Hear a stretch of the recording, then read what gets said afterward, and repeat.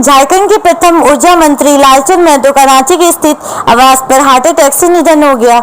बोकारो स्थित उनके पैतृक आवास पर उनके पार्थिव शरीर को लाया गया, जहां से रामविलास हाई स्कूल के समीप दामोदर नदी में राजकीय सम्मान के साथ उनका दाह संस्कार संपन्न हुआ। उनके भतीजा सुप्रतिम महतो ने मुखाग्नि दी।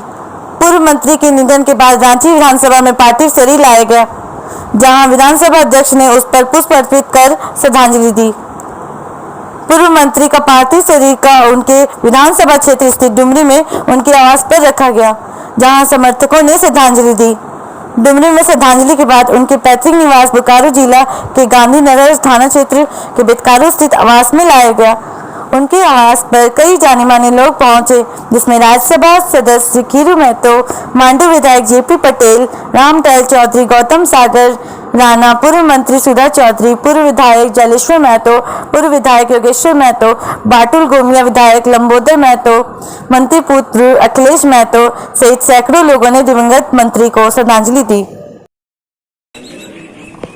निरंतर झारखंड की आवाज, झारखंड की बात, चाहे वो मजदूर का हो, शोषित का हो, चौकियों का हो, और विस्थापन जैसी समस्याओं को इन्होंने पुरजोर तरीके से सदन में रखने का काम किया और अपने एक मजदूर नेता के रूप में भी इनकी पहचान एक समय रही है।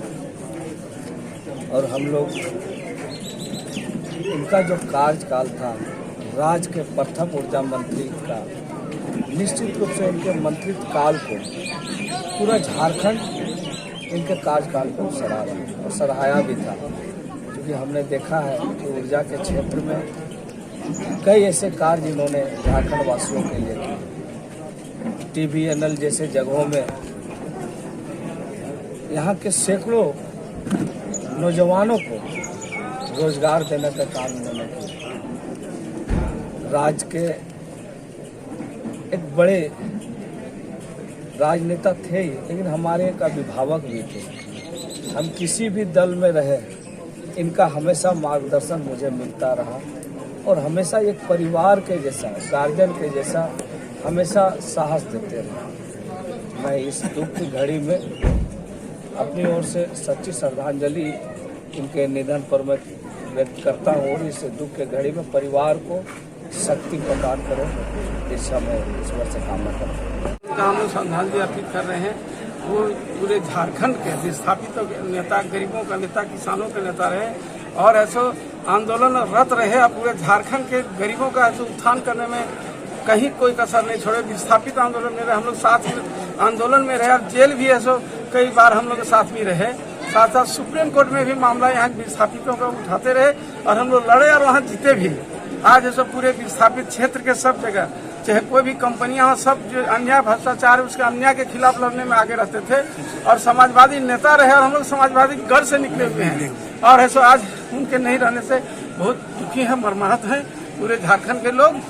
और उनकी जो क्षति हुई तो पूरा नहीं किया जा सकता, लेकिन हम लोग उनके बताए हुए रास्ते पर चल कर कदम पर और आगे हम लोग ऐसा लोग ले जाने का काम करेंगे। यही हम लोग ऐसा जदयू से आप भी अभी राज्यसभा सांसद हैं, जदयू से एक बार विधायक भी रहे हैं, तो कितना घनिष्ठता रहा इस बात? इनके साथ तो बोला हमने ने बहुत घनिष्ठता रहा।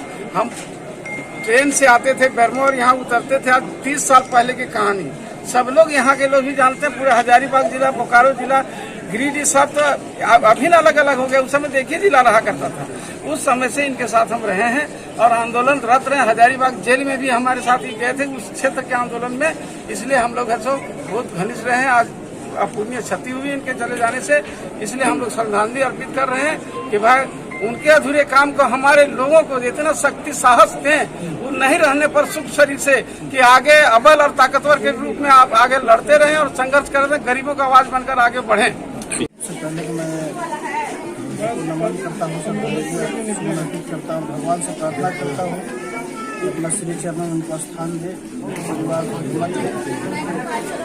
और